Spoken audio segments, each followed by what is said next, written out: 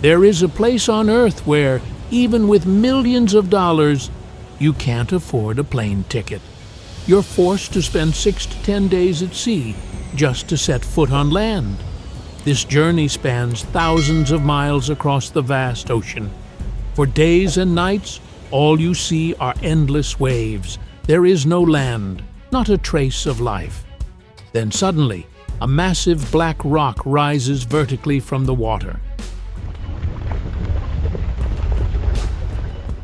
It's a towering volcano, hidden behind low-lying clouds. Steep slopes plunge straight down into the raging currents. There are no soft, sandy shores to soothe the harshness.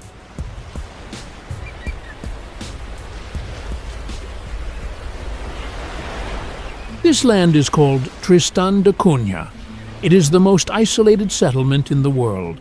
The island is located nearly 3,000 kilometers off the coast of Africa. It has no commercial airport, no deep-water port, and no roads connecting it to the ocean. Residents built their homes right in the shadow of a still active volcano, a fact that astonished many. Over 200 people have settled here, considering it their home since the 19th century.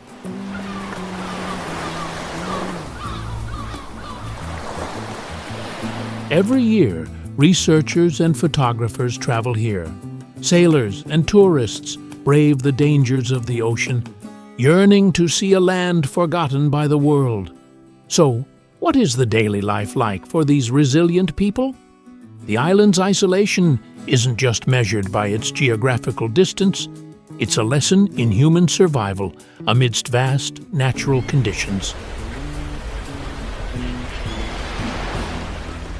Everything stems from the island's unique location and shape. It lies completely isolated from international maritime and air trade routes. Nature has not bestowed upon it any advantages for connecting with the outside world.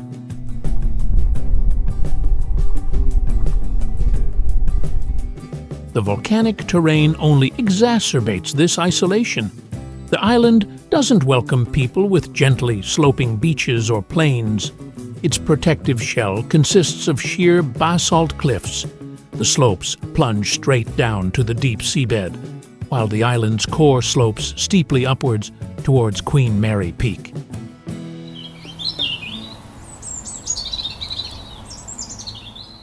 This topography completely shatters the idea of building an airport. The reason is that the island lacks any landmass wide enough and flat for a runway. This land is currently an overseas territory under the sovereignty of the United Kingdom. Administration is carried out from St. Helena, located 2,400 kilometers away. Legally, this island in the southern hemisphere is under the control of a nation in the North Atlantic.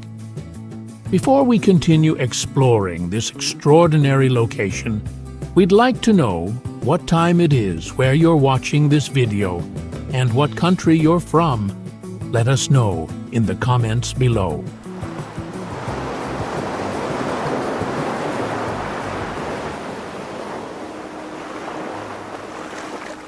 This island has a total height greater than Mount Everest, yet its entire colossal body is virtually invisible to the naked eye. Tristan da Cunha has no ancestral connection to the surrounding continents.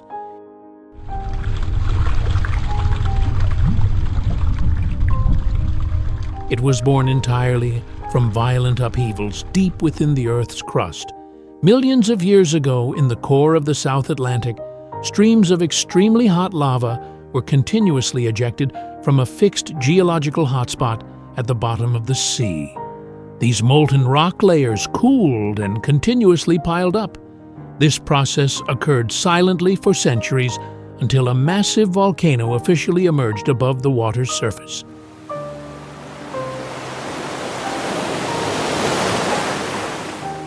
What the human eye can see today is only the tip of a colossal geological structure.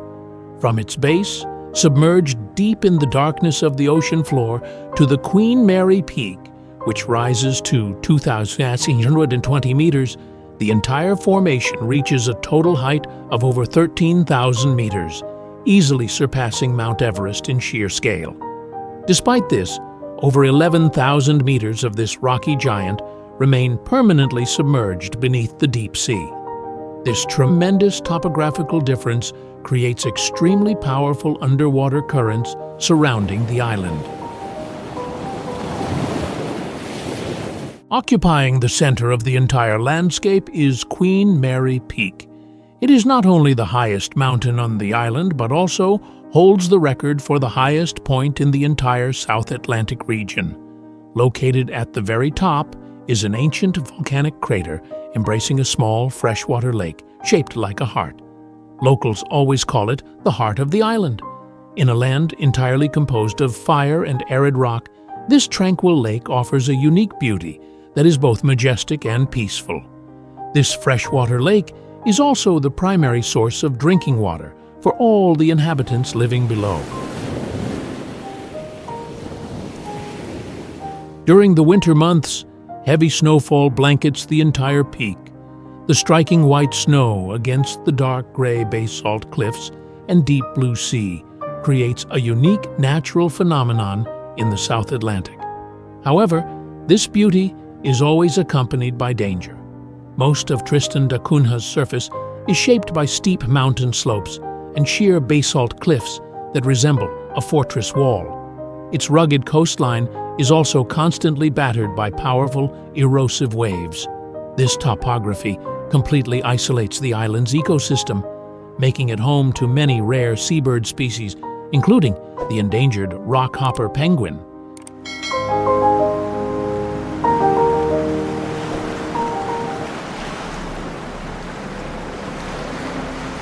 The narrow strip of land along the northern coast is the only place where humans can establish life on the island. When thinking of isolated lands, people often picture perpetual ice and snow or brutal cold. Tristan da Cunha, however, presents a surprising picture. The island lies isolated in the South Atlantic, maintaining a consistently cool, temperate climate year-round. Thanks to the temperature-regulating effect of ocean currents, the temperature difference between seasons is very low, rarely exceeding 10 degrees C.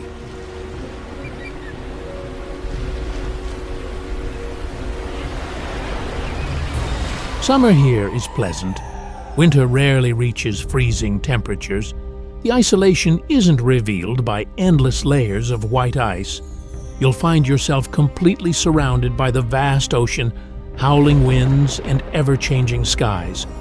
The island is situated near the roaring Forties, an area where average wind speeds exceed 50 km/h. The westerly winds here are so strong that they act as a natural highway for migratory seabirds to cross the ocean without much flapping of their wings.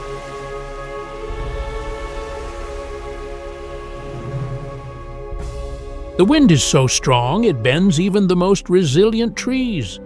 They are forced to lean to one side and incline towards the land to withstand the harsh conditions. The wind drags clouds across the mountain slopes.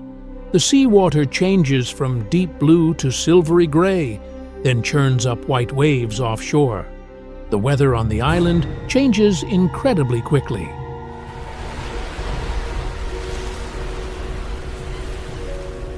A morning might begin with golden sunshine and a clear blue sky. Just a few hours later, low clouds have rolled down the mountain slopes. Fog covers every point above 300 meters. Rain and wind sweep across the island and then quickly dissipate. This cycle can repeat 3 times in a single day. This weather phenomenon occurs continuously because the steep volcanic terrain causes moisture to be compressed abruptly at high altitudes. It is this abundant rainfall and cool, humid air that has kept Tristan da Cunha lush green year-round. Native vegetation, such as giant ferns, has thrived on this mineral-rich limestone soil for millions of years.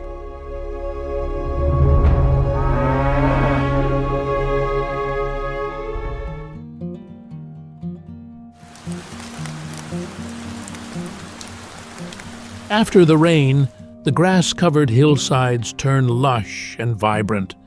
Clouds drift lazily around the mountain slopes.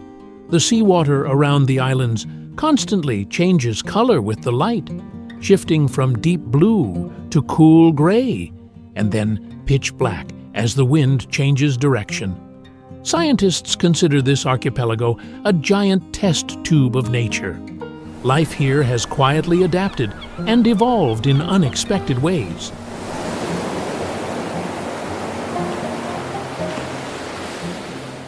After millions of years, the archipelago has become one of the few remaining intact ecosystems on Earth. Approximately 80% of the northern rockhopper penguin population chooses this place as their home. It's not an ideal habitat, but it's quiet enough for them to survive without human encroachment. This natural isolation has helped the birds retain their wild instincts without being affected by foreign bacteria from the mainland.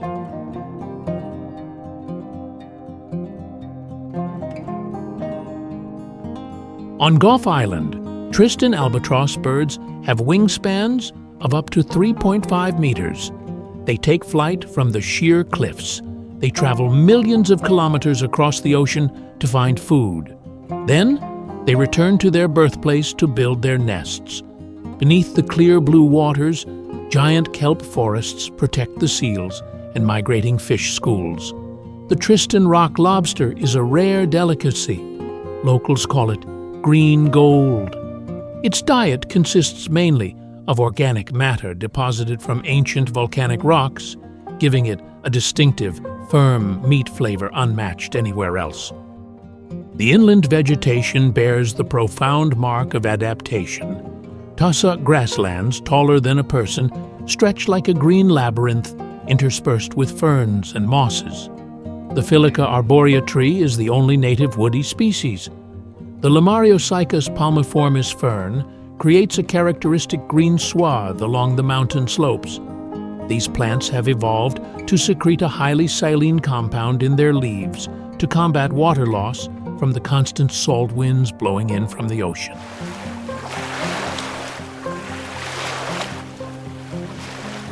This ecosystem is facing an invisible enemy, the invasive Norwegian rat. They arrived on Gough Island from ships that docked centuries ago. They have adapted in ways no one anticipated. They attack young birds right in their nests. They even hunt the young of larger bird species. Tristan albatrosses are helpless against these nocturnal attacks. Thousands of young birds die each breeding season. This is a serious ecological disaster that continues. In 2120, Tristan da Cunha established a marine reserve covering over 687,000 square kilometers. This area is many times larger than the total land area of England, forming a giant shield against illegal industrial fishing. It is the largest and most strictly protected marine reserve in the world. UNESCO has recognized Gough Island and Inaccessible Island as a World Natural Heritage Site. This is a well-deserved tribute to the unique biodiversity of this land.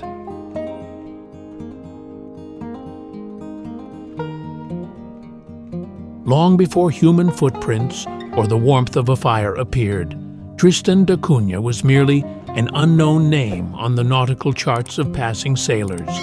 No one set out to build a new life there. The idea of a permanent community existing in the middle of the vast ocean seemed impossible. In 1506, the Portuguese explorer Tristan da Cunha first spotted the island while en route to India. But the harshness of the rough seas and the sheer cliffs prevented any attempts at landing. He could only mark the coordinates on his nautical chart and name it after himself. After that chance encounter, Tristan da Cunha fell into silence for more than 3 centuries. Ships from the Netherlands, France, and England gradually appeared in these distant waters. Sailors disembarked to take water, hunt seals, repair ships, or seek shelter from storms. They left the first footprints on the volcanic shores, but no one chose to stay long enough to settle down for life. This desolation turned Tristan da Cunha into a mysterious harbor in the oral traditions of 18th century seafarers. The real turning point came in 1810. American sailor Jonathan Lambert decided to stay on the island with two friends. For the first time, people came not just to explore, but to build a new future in the middle of the ocean. Lambert claimed sovereignty and renamed the island Fresh Islands. He hoped to establish a permanent settlement. But just 2 years later, he and his friends perished in a shipwreck. The first dream of a permanent community vanished into thin air. In 1816, the United Kingdom annexed the island to block any attempts to rescue Emperor Napoleon, who was exiled to St. Helena. When the military outpost completed its mission and withdrew, a Scottish petty officer named William Glass made a history-changing decision. He chose to stay. He went with his wife, 2 children, and a few companions. From the small group founded by William Glass, the island began to welcome survivors of shipwrecks. The island welcomed demobilized soldiers.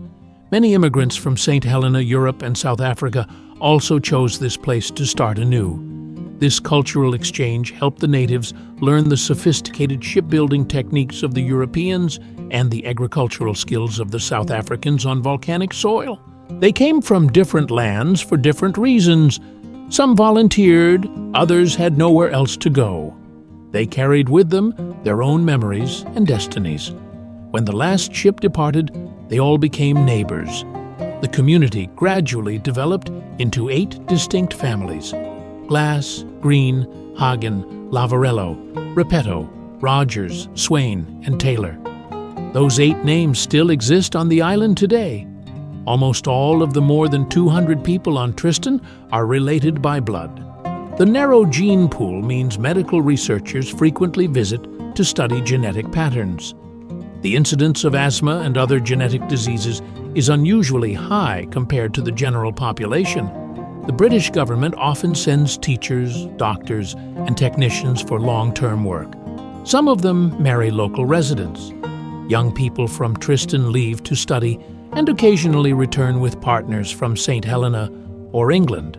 That's how this community renews its gene pool through generations. Life has found its own way to sustain itself. House after house, settlements gradually formed on the rare flat land in the northwest. The village of Edinburgh of the 7 Seas was born from this. Even to this day, the village's structure remains low density to ensure safety from the strong tornadoes that frequently sweep across that narrow strip of land. After generations of isolation, Tristan da Cunha was drawn into the center of history when World War II broke out. British naval ships appeared constantly. This desolate island became a strategic observation point for the Allies. In 1942, a weather and radio station was established. They tracked German submarines and transmitted meteorological reports across the South Atlantic. From a place seemingly forgotten, the island was connected to the outside world for the first time. The presence of the military brought with it winds of change. The island received radio signals for the first time. They built modern schools and hospitals. A lobster processing plant opened, providing stable jobs for the people. Life gradually improved. However, nature had its own plans. In early October 1961, the ground began to shake violently. Rocks rolled down from the mountaintops. Cracks tore through the landscape. This was the result of the accumulation of geological pressure beneath the island after thousands of years of dormancy. On October 10th, the new crater unexpectedly erupted right next to the village of Edinburgh of the 7 Seas. The intense heat from the lava flow completely vaporized the concrete rainwater tanks surrounding the village in just minutes. Bright red lava slowly crept down the mountainside. Ash obscured the sky. The molten lava approached the settlement. 264 residents gathered their essential belongings and boarded ships to leave the island. They traveled from Nightingale Island to Cape Town, and then on to England. This was the first time the entire community had been forced to leave their homeland. England offered them a modern lifestyle. Supermarkets, cars, and electronic devices had completely changed the islanders' worldview. But among millions of strangers, they felt lost. Their immune systems were unaccustomed to common urban viruses, causing many elderly people on the island to fall ill repeatedly during their time in England. They remembered the sound of waves crashing against the cliffs and the place where everyone knew each other's names. When experts confirmed the island was safe, the British government offered them a place to stay. The result astonished the world. Almost every resident wanted to return. In 1963, they returned home. They repaired every roof, rebuilt the harbor, and reclaimed the old fields. They started from scratch. Restoring the agricultural ecosystem after it was covered in ash was a miracle accomplished by the hands of islanders who didn't want to leave their land. The 1961 eruption took so much from them. But it also confirmed a simple truth. Some places aren't the easiest to live in, but they are the places people always long to return to. For the people of Tristan da Cunha, that place was home. Despite being thousands of kilometers from the mainland, Tristan da Cunha has a fully functioning system of schools, hospitals, post offices, and shops. The British government supports its own administrative system to maintain life there.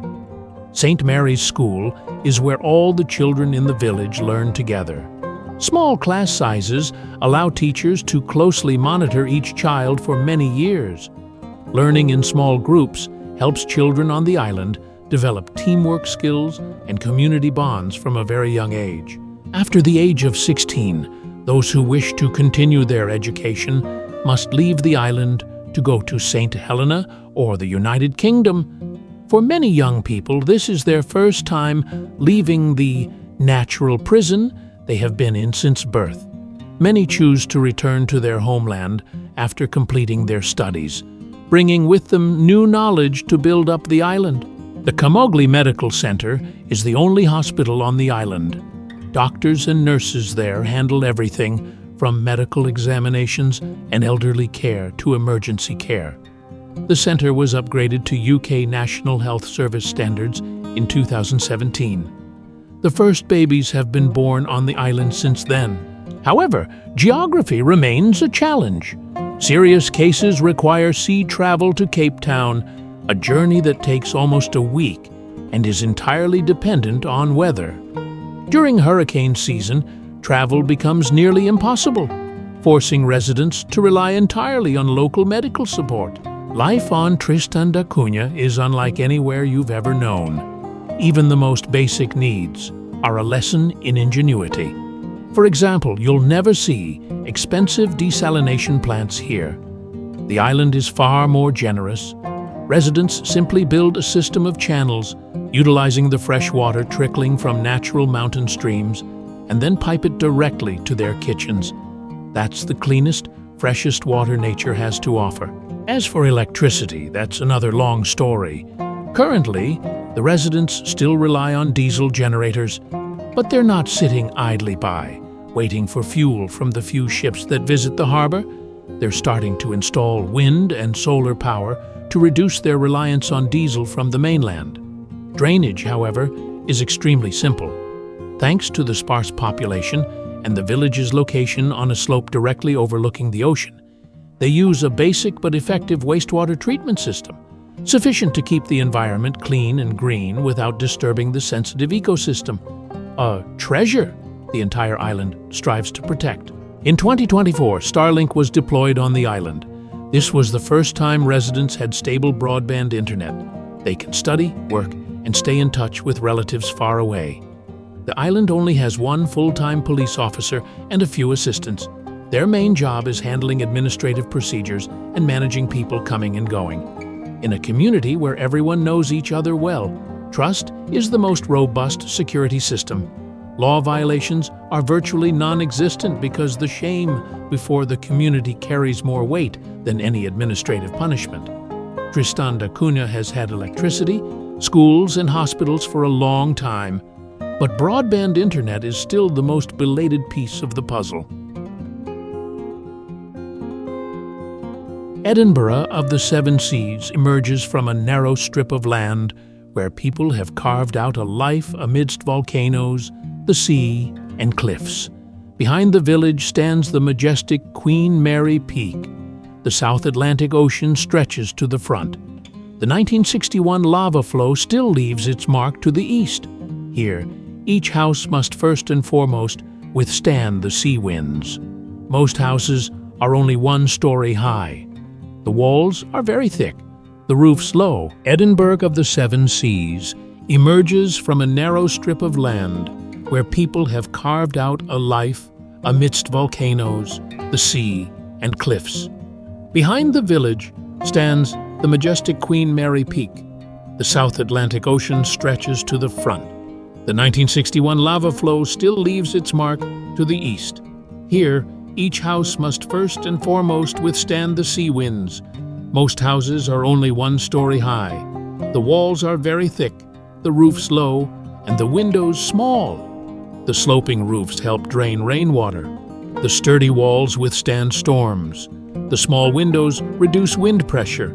This architecture is a shield protecting people from the harsh environment. Each house is also anchored by steel piles driven deep into the volcanic rock to ensure it does not shift during storms with wind speeds exceeding 150 km/h. Amidst the meadows, the red, green, and blue corrugated iron roofs stand out like vibrant brushstrokes. In front of the houses are playgrounds for children or vegetable gardens. Behind the houses are sheds and livestock areas. Edinburgh of the Seven Seas occupies a modest space but contains the life of a community. Nature dictates everything here. As dawn breaks over Queen Mary Peak, people in thick windbreakers appear at Calshot Harbour. They wear worn-out rubber boots, weathered by years of hard work. Fishermen walk along the docks. All eyes are on the sea before starting their engines. They read the wind direction and observe the clouds before heading out to sea. If the sea is calm, a rhythmic tapping on old oil drums sounds. It's a signal that conditions are safe. Small boats bob with the waves, anchors are untied, engines start. The harbor comes alive, but never in a hurry. If the sea is rough, the oil drums fall silent. The boats remain at the dock. People move on to other tasks such as repairing roofs, tending potatoes, or checking sheep pens. Maintaining the sheep is not only for meat, but also a source of warm wool used to knit sweaters to withstand the harsh winter days. The post office is the most familiar meeting point. People come to inquire about packages, letters from afar, or ship schedules. The department store sells only essential necessities. The narrow streets are bustling with the laughter of children. They walk to St. Mary's School in minutes. There are no cars or car horns, only footsteps and the sounds of seagulls. In the afternoon, the harbor becomes lively as the boats return. Unlocked doors and requests for help are commonplace. As the sun sets behind the mountains, yellow lights emanate from the windows. Outside the harbor, boats lie silently, swaying with the rhythm of the waves. In that stillness, people take the time to tell their children and grandchildren about their journeys back from England years ago. A day on Tristan da Cunha ends peacefully. This tranquility is the reason the community has been attached to the island for 2 centuries. Tristan's rock lobster is the most valuable seafood the ocean has to offer the island. It's a key source of income and a prestigious export item to high-end markets such as the United States and Japan. The people of Tristan never fish in a destructive manner. Seasons, yields, lobster size, and the number of traps are all strictly controlled to ensure the natural resource regenerates. These regulations were even documented in handwritten community notebooks decades before international conservation standards emerged. But the ocean isn't always generous. In 1885, a catastrophic maritime accident claimed the lives of almost all the adult men on the island. This remains a painful scar in the island's history. That memory reminds the people that the sea is a force to be absolutely respected. The sea can sustain them, but it can also wipe out the future of a community in an instant. 3 kilometers from the village lies the Patches, a farming area steeped in generations of history. Each family owns a small plot of land, surrounded by rugged basalt walls to block the salty Atlantic winds. The villagers till the dark soil, covering it with bundles of fresh seaweed as fertilizer. They patiently wait for the potatoes to ripen. This farming technique helps retain moisture in the volcanic soil, which drains quickly during the dry summer months. For them, each potato harvest is a guarantee of survival when stormy seas delay supply ships. Beside the farming area are windswept green pastures where livestock graze on the hillsides. The land is communally owned, so grazing is strictly managed. Livestock provide meat, milk, and wool. Behind each house are vegetable gardens and chicken coops to support daily meals. The ocean provides seafood, the volcanic soil provides vegetables. The spirit of mutual support, which has existed for over 2 centuries, is key to life here. During harvest season, everyone digs up potatoes and loads sacks onto carts, together without asking for payment. Neighbors are always ready to help build fences or repair barns. This bond is so strong that whenever a villager faces difficulties, the entire community will stop their personal work to come together and help. Sharing has become a more valuable resource than any field or herd of livestock. The most frequent departures from the island aren't people or ships. They're tiny postage stamps bearing the name Tristan da Cunha. The island's post office is just a small building in the middle of the village. Yet, thousands of stamp sets are sent out each year to collectors worldwide from this humble location. Each stamp, a few square centimeters in size, depicts seagulls, seals, Queen Mary Peak, or fishing boats. Each set is a small picture capturing the nature and life of this remote community. Most stamp buyers have never set foot on the island. They seek the story of the most isolated community on the planet. Besides stamps, Tristan da Cunha also issues commemorative coins for collectors. The locals still use British pounds in their daily lives. The coins bearing Tristan's name depict seabirds, seals, and historical landmarks. Before 1942, residents hardly used cash. They relied on bartering and mutual assistance. Today, these non-circulating coins have become a source of income for the community. People also sell handmade woolen products, books, and souvenirs. These products reach tourists or are sold online. These small items cross the ocean, carrying images of the remote island to the world. They become silent ambassadors, telling the story of Tristan da Cunha in their own unique way. Unable to subdue the power of the sea or volcanoes, faith became the anchor for the souls of the people of Tristan. Most of the community is Anglican. They attend services at St. Mary's Church, a structure built from volcanic rock and shipwreck wood from 1923. Not far away, St. Joseph's Church maintains a separate Roman Catholic life. Despite their religious differences, the community remains closely connected. These 2 churches hold the most valuable historical records of the inhabitants' survival over the decades. The ringing of the bells is not only for prayer, but also a reminder of the connection between people in the heart of the ocean. Albatross Bar is the only pub. It's a small wooden room with no cinema or shopping center. Old and young sit together in a warm atmosphere amidst the howling wind outside. On weekends, Prince Philip's Hall becomes the soul of the village. It's the stage for dances, weddings, and even island council meetings. The election of the 8 members of the island council was a very natural process. There were no posters, no noisy campaigns. In a community of just over 200 people, trust is based on decades of close ties. English on the island is a living linguistic museum. It preserves intact 19th century British grammar structures, which even native Londoners have long forgotten. Their speech also blends nuances from Italian, Dutch, and St. Helena. The island's festivals are a symphony of sincerity. The 3-week Christmas holiday is full of reunions. The Okalo New Year's Eve celebration is the highlight.